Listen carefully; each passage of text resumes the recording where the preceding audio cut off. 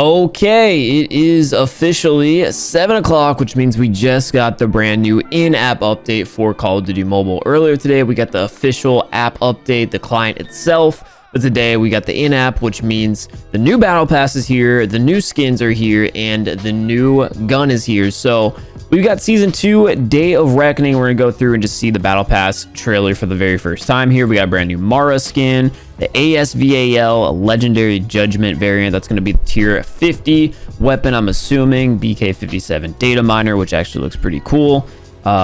Mill 5 I believe is what that was. A new character, HVK skin, a new operator Alex, and the M4 LMG KRM. So a lot of like new epics that actually seem to have custom geometry, which is something that's pretty nice to see, as opposed to like the epics that we've been seeing in the other battle passes that have just been kind of meh.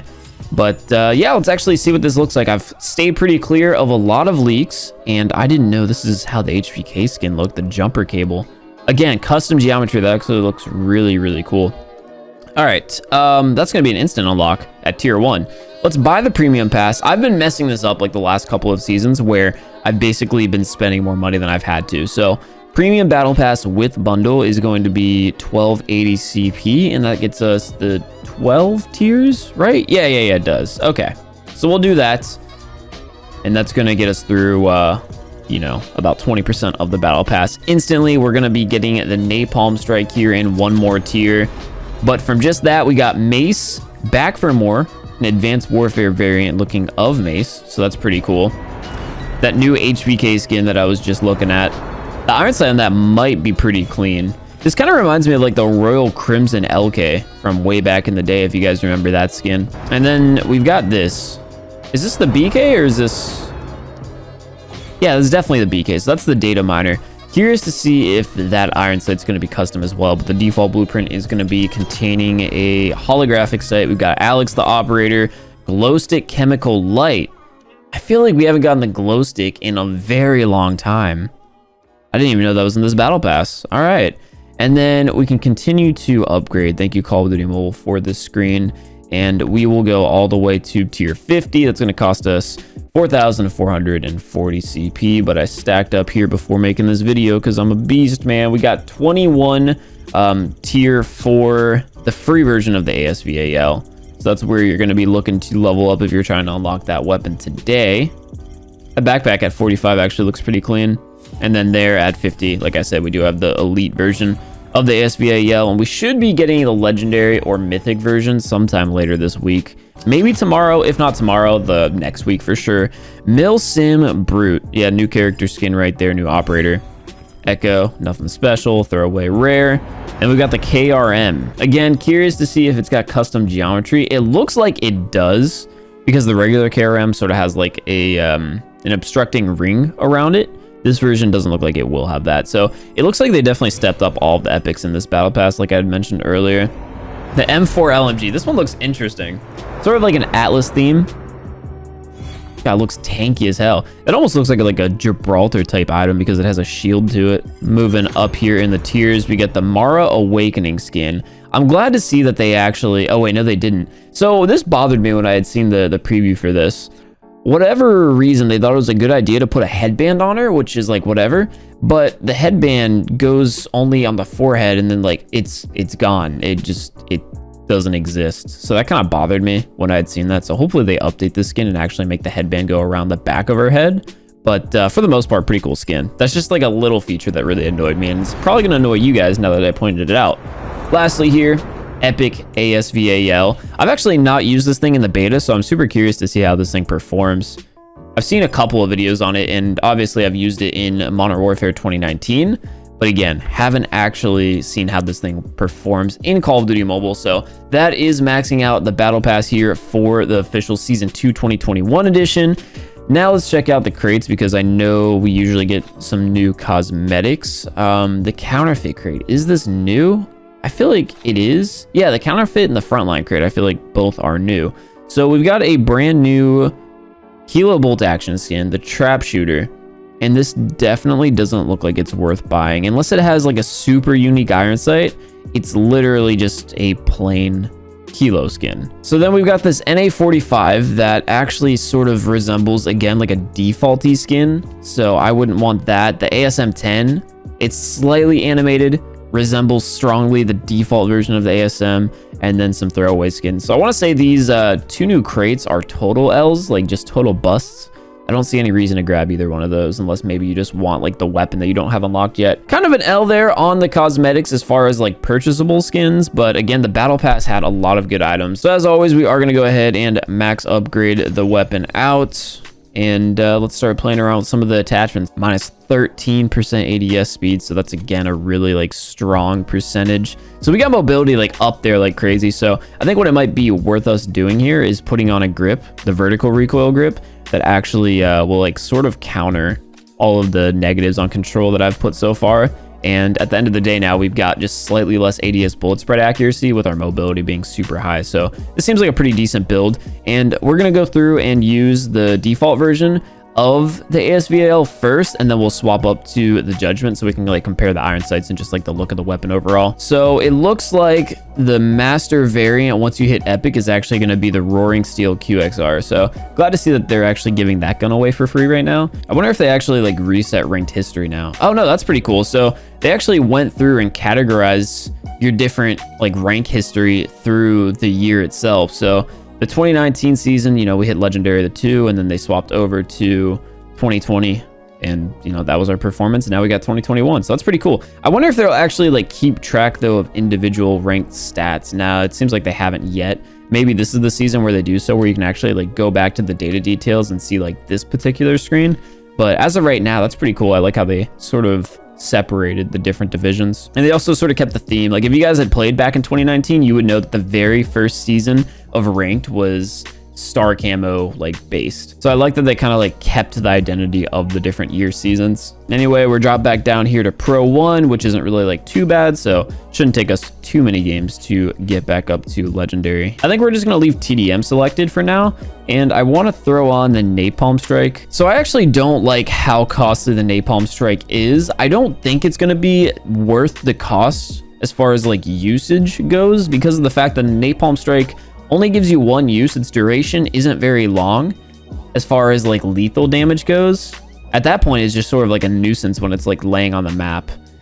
I don't know, we'll have to see how it actually performs, but as of like my first impressions, I don't think this is going to be worth the cost. All right, our first game of the series is going to be here in TDM on firing range, which wasn't really the map that I wanted to see for this gun, just because it's going to be very difficult to control this. So I definitely need to play this out like I'm using a submachine gun, and firing range is typically like a longer range map, so it's not really the easiest to use a weapon like in this style. And of course with the screen shake feature now kind of being a thing, I don't know, it's going to be interesting to use this. I might just push down low here off the start. It's also really weird to be using my iPad here for the first time today, because I've been using my phone pretty much for the last couple of days. Jeez. This thing does shoot fast. And now my screen just feels stupid big. Hey, but we're starting off with 2 kills. I do want to try to like push up here though. Again, just trying to keep these fights within a pretty close distance. I don't really know how much range this thing has. I want to assume it has a decent amount considering the fact that it is an AR. By the way, definitely worth noting that the magazine size with extended mag is only 30. God dang. Okay, so this thing does shred. It's just like got kind of a skill gap because it's a more difficult weapon to use. God. I don't know if that guy was full health. I want to say he was. If he was, that thing... Okay, this thing melts. Again, difficult to use, but insanely efficient. I need to pick up another weapon. I hear footsteps.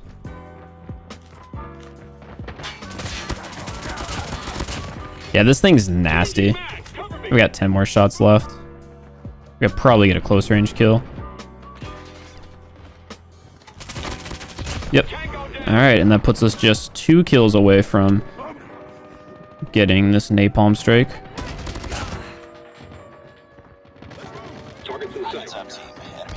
Ouch. All right, awesome. We got the Napalm Strike. So with Hardline, it took me 12 kills and 6 assists to get this. I think it's definitely over costly for what the streak is. I actually want to go back here and pop it just so we can see. So end and start, you can change how that works. Seems like we have a lot of players like kind of this way, so let's just deploy it like that and see how efficient this actually is. Got a player near, but I'm trying to watch the napalm actually come in.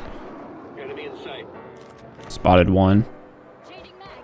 So nothing on the initial hit, even though there's a lot of players near. How long does napalm actually like stay here, I wonder?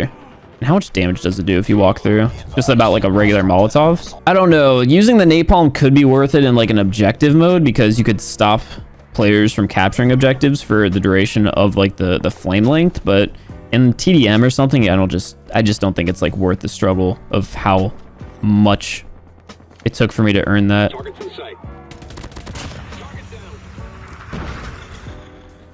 Is there another guy up here?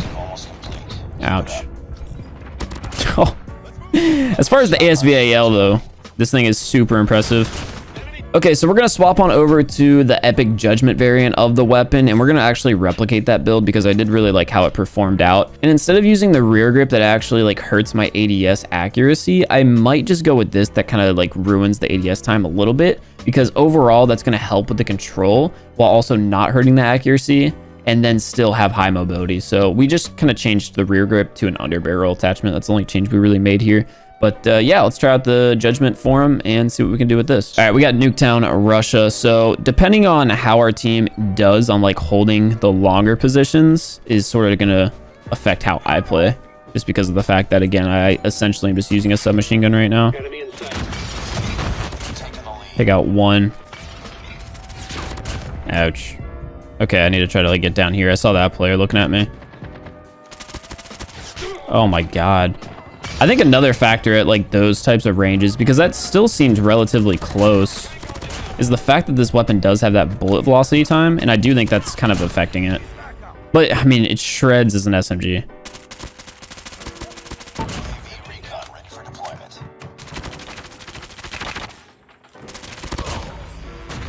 Oh, he jumped over my... Don't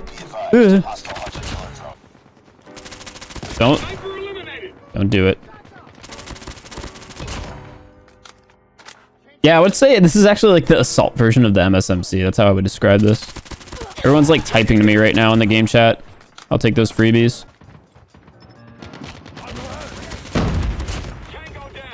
Definitely the recoil isn't like terrible though. It's mostly vertical, so pretty standard to like control. That was a shred. Yeah, I wonder how bullet velocity affects this weapon, because I definitely feel it. All right, so I just want to close out today's video by going through and showing you guys all the different epics that I had also unlocked from the battle pass, starting here with the HVK. So this is the iron sight here for the HVK skin. As you can see, very clear, and of course it is going to be a custom, as well as just like the look at the weapon and its reload. Moving on over, we got the BK data miner, which I was really curious about. And like I had said, it has custom geometry as far as the iron sight goes, but it's like very true to the regular version of the iron sight. It just looks like they sort of changed that like final indent over there at the iron sight and made it a little bit smaller, a little bit more clear almost. We got the M4 LMG checkout, which has a very interesting looking custom iron sight. Again, it stayed pretty true to the default version of the iron sight, while also, you know, making note that it is an epic, so it does look a little bit different. And then here's the reload here for this thing. Again, you can kind of see that it has that shield up in the front. We've got the KRM Eagle Claw. This thing, ooh, very custom actually. The default version, as you guys know, has that little like ring over it whenever you're aiming down sights. And that is gonna go ahead and do it here for our battle pass video, as well as like our first impressions on the ASVAL. The ASVAL I think is gonna be a very fun weapon to use. Probably we won't really see it in like the late ranks as far as like legendary gameplay goes, unless someone's using it specifically designed to be a submachine gun.